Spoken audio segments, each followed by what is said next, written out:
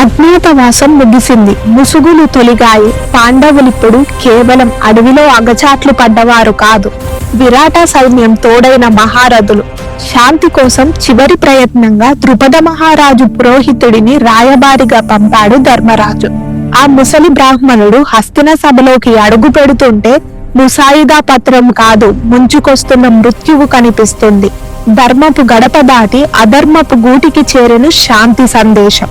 అరణ్యవాసపు కష్టాలు, అజ్ఞాతవాసపు తిప్పలు అన్నీ భరించిన ఆ ఐదుగురి ఆవేశం కౌరవ గర్వం కాలరాసే సమయం. కళ్ళు తెరిచి చూడమనెను కురువంశపు వినాశనం.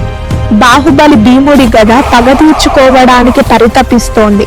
గాంధీవదారి అర్జునుడి బాణం శత్రువుల తలలు ఎంచడానికి సిద్ధమవుతోంది. రాజ్యం ఇస్తారా లేక రణానికి రమ్మంటారా అని అడిగెను రాయబారి సూటిగా.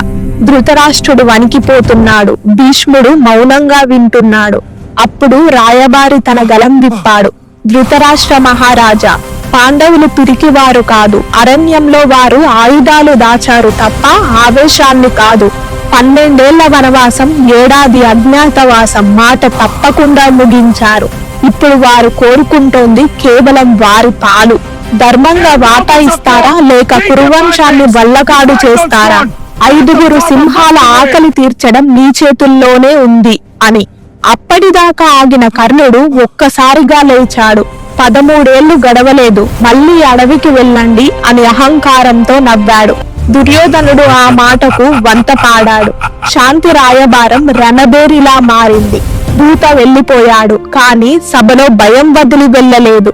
శాంతి మంత్రం విఫలమైంది. ఇక రంగంలోకి దిగాల్సింది ఆ పరమాత్మ శ్రీకృష్ణ భగవానుడే.